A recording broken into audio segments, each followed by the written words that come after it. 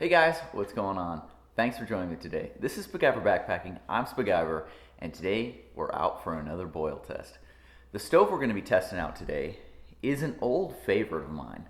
So back before I even got into hammocks or doing any of the hammock stuff, I really had gotten into alcohol stoves, and I'd found a company that I really liked, which was Brasslite. And they make these cool little brass stoves that have silver solder holding everything together, an integrated pot stand. They're not the lightest thing out there, but they're also not the heaviest. And I just fell in love with them a while ago.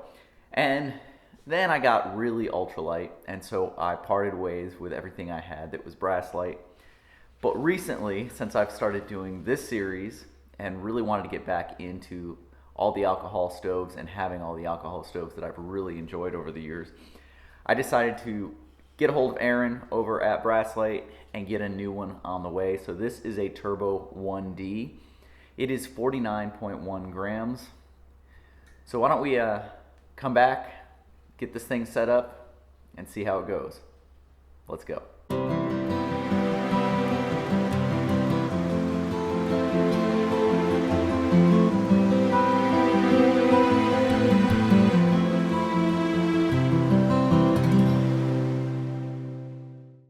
All right, so I'm out here in what I'm calling the lab to be doing these tests.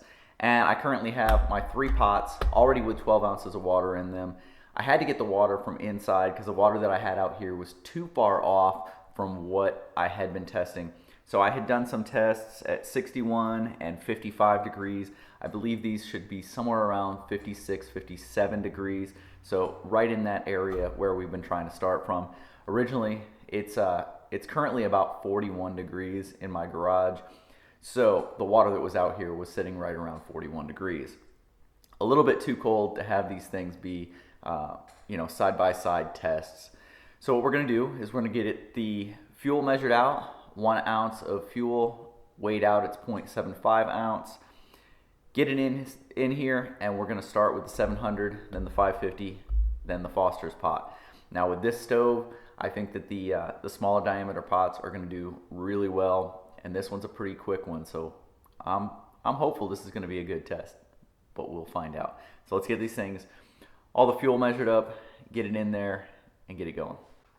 Before we start, one of the things I want to point out, right behind me, right up here, you guys can see I've put up the leaderboard. So as we do these tests, we'll be updating the leaderboard. At the end of this, we'll go up and take a look at the leaderboard and see where all the different stoves are stacking up. And we've got 3 categories we're looking at: fastest boil, longest burn time, and fuel used, the least amount of fuel being the best. So without further ado, let's get this thing fueled up, get it going. Okay, so we've got it set up. I'm gonna go ahead and add in the fuel. Try and be as careful as possible. Spilled a little bit there, so I will grab a paper towel and wipe that up before we get going. I'm going to move this over a little bit. Temperature of the water is 61, just moved up to 62. So that's the starting temperature. We're going to light this thing up. Set this on. Get the timer started. We'll see what it takes to get this thing to a boil. It's a little bit slow start today because it is cold out, which may affect the time a little bit, and we'll see if that changes from test to test. Here you can see the flame pattern of this stove. So it comes out pretty narrow and goes up and spreads along the bottom of the pot. This one today, with the fuel being a little bit cold, took about 1 minute to come to a good bloom, which normally it does not take that long. The other cool thing about this stove is that it is adjustable. You can adjust the sleeve on the bottom. You have vent holes and adjust the temperature so you can get it down to a simmer. Right now it's full open for boil. So we just passed 200 degrees and it's climbing. A little more time than I actually thought it was going to take. Temperature definitely has something to do with that out here.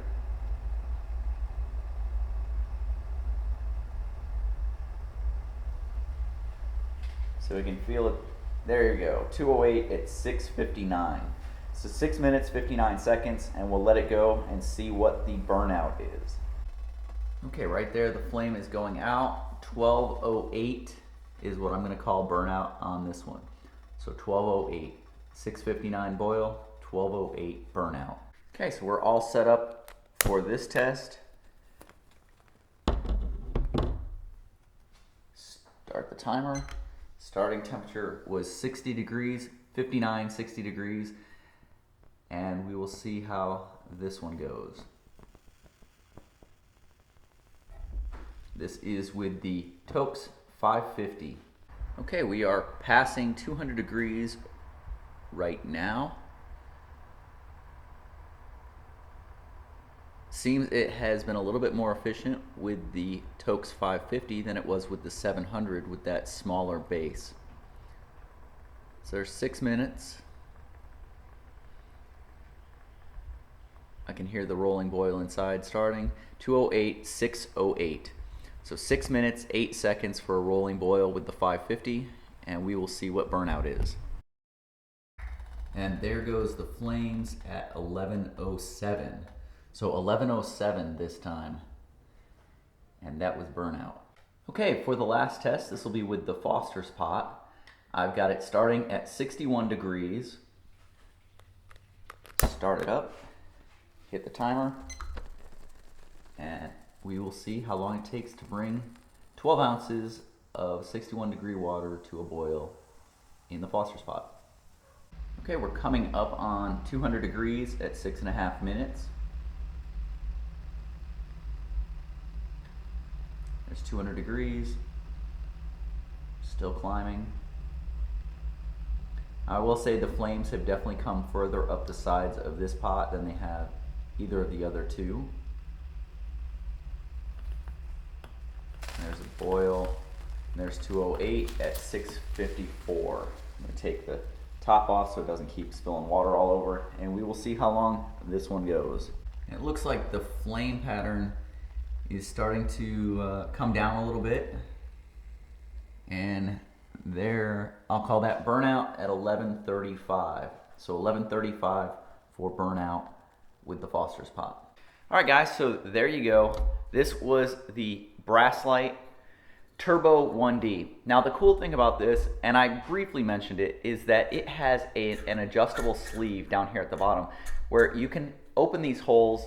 You can see those holes there. You can open them all the way up, or you can close them off, and that allows you to either do a boil or do a simmer. So the burn time can actually be adjusted quite significantly. I had it going full open for a boil test, and the longest I got was 12 minutes and 8 seconds. A boil in 6 minutes and 8 seconds. So not a super fast stove, but not a slow stove either. It's kind of right there in the middle. And so we've got everything up on the leaderboard. We will take a look at that in just a minute.